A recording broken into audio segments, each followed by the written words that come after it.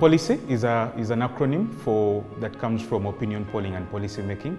And the story of Pollicy is that years ago, citizens had found a very hard time interacting with governments, and in as much as accessing services was concerned. The point of starting this organization was to figure out how to use data more effectively to influence service delivery across African countries. At Pollicy, we do our research really based on human-centered design.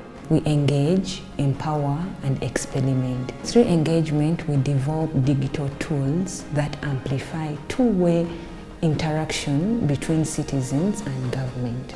Our work focuses on using data, and we want people to be part of a bigger discourse, because whether we like it or not, data has become a part of our lives, and if we are not part of the discussion and if we do not have a seat at the table, then other countries and other corporations will make this safe for us. So it's very important that whatever we do around data, that we make sure that people in the countries that we work in have a seat at the table to talk about this, and this is really what our work is about. Pollicy is an organization approaching the problems that tech poses to society in a creative and inclusive way. We work with the users so that the research work that we do, the findings that we get, the recommendations that we develop, they resonate with the needs of the user. So we use data and research and digital tools to promote and create awareness. But most importantly, we want to craft better life experiences on how citizens, grassroots citizens, can interact with data. We have three main pillars of work, which are doing data trainings, because we want people across Africa to be on the same level as Western countries in how we use, process, and protect our data. The second arm is that we do research on data, so looking at data governance, digital rights, anything where data comes in contact with citizens. And the third part that we do is that we build technology products that are based on data, for example, when we do social media monitoring projects.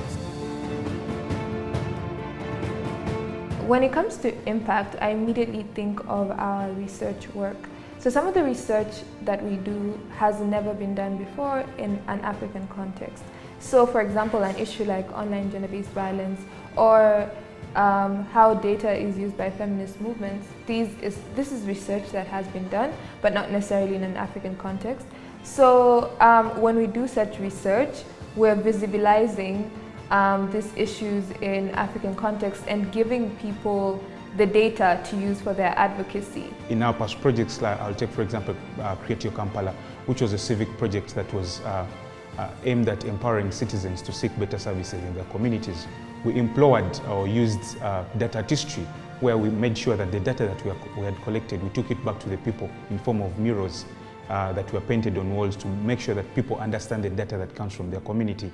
And we feel like such methods of relaying information to the people are the way to go if we are going to have a communally, or if we are going to have citizens that are actively engaged in policy dialogue. We know that a lot of content that deals with data can be quite filled with jargon or can be quite complicated, and you might lose interest of people who should be a part of the conversation. So we are always trying to use creative means to make sure that any of the content that we create can reach people at different spectrums, can meet them where they are, whether that's creating games or creating chatbots that are conversational, or using artwork, using murals. So I think what really sets us apart is how we combine art and technology to talk about data.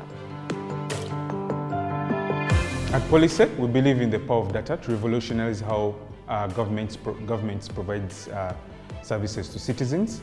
And we aim to digitally transform services across Africa to craft better life experiences for citizens. In 5 or 10 years, I see Pollicy being an organization that actually comes up with solutions informed by the insights that we find from our own research. My vision is to have a company that's headquartered here with subsidiaries in other countries, where we get to dictate how the research happens, what kinds of views we take in. And I think that being in Africa, we have a very unique perspective that we can share with the world instead of the other way around. So I think, when we first started off, we were doing work in Uganda, and now we're quite Pan-African, and so the next step is just to go global.